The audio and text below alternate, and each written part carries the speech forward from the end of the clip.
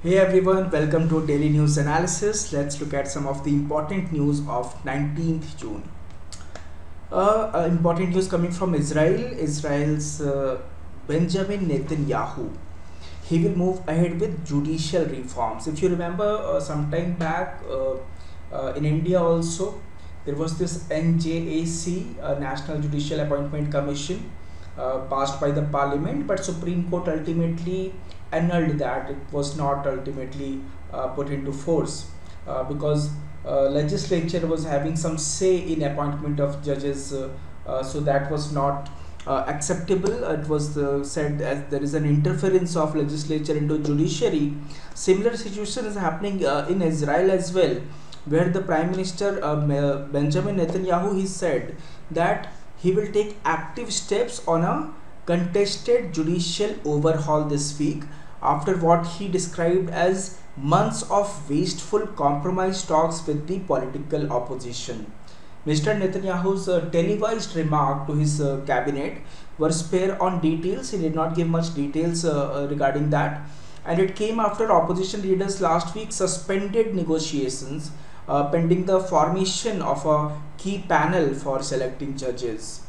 So it remains to be seen how it comes up, what changes happens in the judiciary, what overhaul is he talking about, how the judges will be appointed. So here, unveiling soon after Mr. Netanyahu's religious nationalist coalition took power in late December, the sweeping reforms would roll back some Supreme Court powers. So it will take some Supreme Court powers and give the government more control over appointments to the bench.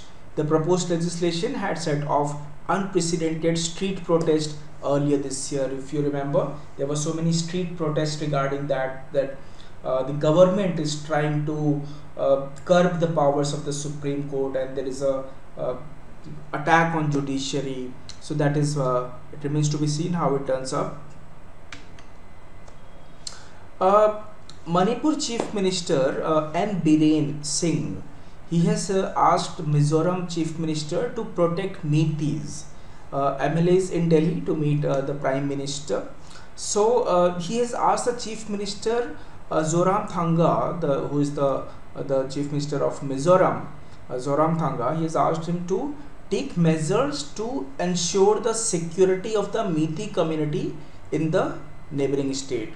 So as you know that Mizoram has a sizable population of Meiteis and Kukis settled in the state, and 10,000 people from the Kuki community displaced in the violence in Manipur have found refuge there as well. So because of this ongoing violence that is going on in Mizoram, in Manipur, he has asked that those who have migrated, those who have gone there, he should protect them.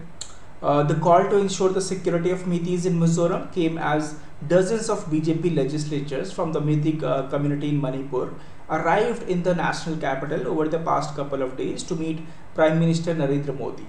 The Manipur Chief Minister is expecting in Delhi tomorrow during the week.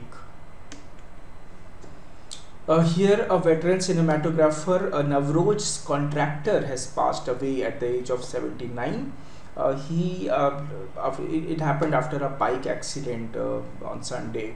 So he had many award-winning documentaries to his credit and received accolades for his work as cinematographer in various films such as Duvidha. There is this film called Limited Manuski, Devi Ahilya by Percy, Love in the Time of Malaria, Devara Kadu, Pehla Adhyay, Lalach, Frames. These are some of the significant works, and he has been involved in many documentaries, many for which he got accolades. The Balasore train accident that had really been a very serious accident in a very long decade, so to say. So the death toll in the Balasore train accident rose to 292. So a 24-year-old passenger from West Bengal, he succumbed to his injuries. As you know that many people were injured. So those who were injured, they are dying also. So the tolls are coming up. It has toll amounts to 292 now. This is a good news. Geeta Press Gorakhpur will be awarded Gandhi Peace Prize for 2021. So this will be conferred to Geeta Press, which is in Gorakhpur. It is one of the largest publishers of religious texts such as Bhagavad Gita, Ramayana and Upanishads, etc. So the decision to confer the award on Geeta Press was taken by the jury, which was headed by the Prime Minister Narendra Modi. It is for outstanding contribution towards social, economic and political transformation through non-violent and other Gandhian methods. So this is what the statement coming from the Cultural Ministry. While recalling the contribution of Geeta Press in promoting the Gandhian ideals of peace and social harmony, Prime Minister Narendra Modi observed that the conferment of the award was a recognition of the work done by the institution in the community services. Let's talk about what is this prize, Gandhi Peace Prize. The Gandhi Peace Prize is given every year. It was established in 1995 on the occasion of 125th birth anniversary of Mahatma Gandhi. In this award, the winner gets 1 crore rupees as a prize money, a citation and a plaque and exquisite handicraft or handloom item. There have been many people who have already received Gandhi Peace Prize, institutions as well as individuals. So some of the institutions are like ISRO, Indian Space Research Organization, Ramakrishna Mission, Grameen Bank of Bangladesh, Vivekanand Kendra, then we have Kanyakumari and Sulabh International, New Delhi. It has also been awarded to former President of South Africa Nelson Mandela, social worker Baba Amte, Archbishop Desmond Tutu of South Africa, environmentalist Chandi Prasad Bhatt and Bangabandhu Sheikh Mujibur Rahman of Bangladesh. Kerala Chief Minister is pushing for more investment in startups. So Kerala Chief Minister, who is CM, it's Pinarayi Vijayan. Pinarayi Vijayan made a strong pitch for investments in the state's burgeoning startup ecosystem at a function which was organized in the UAE, United Arab Emirates, formally launching the first Infinity Center of the Kerala Startup Mission. In Dubai, Mr. Vijayan positioned Kerala as among the finest growing startup hubs in the country. The Kerala is ranked 4th in the startup ecosystem. 16,405 crore rupees is the investment by FPIs in equities for the 4th consecutive months. So the continued investments of FPIs in India equities is attributed to the country's strong economic rebound. Net direct tax collection rises 11.2% to 3.8 lakh crore rupees. This information is coming from Finance Ministry. In Mali,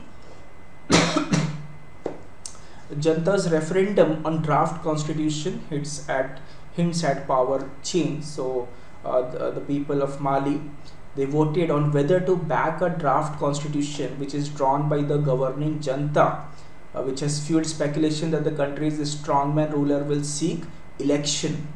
The referendum on the constitution is the first electoral test for leader Assimi Goita, who is the Colonel Assimi Goita, who has vowed to return the country to the civilian rule in 2024.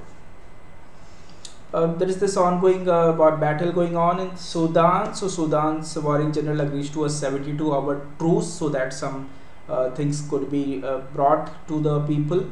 72-hour ceasefire between Sudan's warring generals took effect to allow the delivery of desperately needed aid to the country on the eve of a humanitarian conference.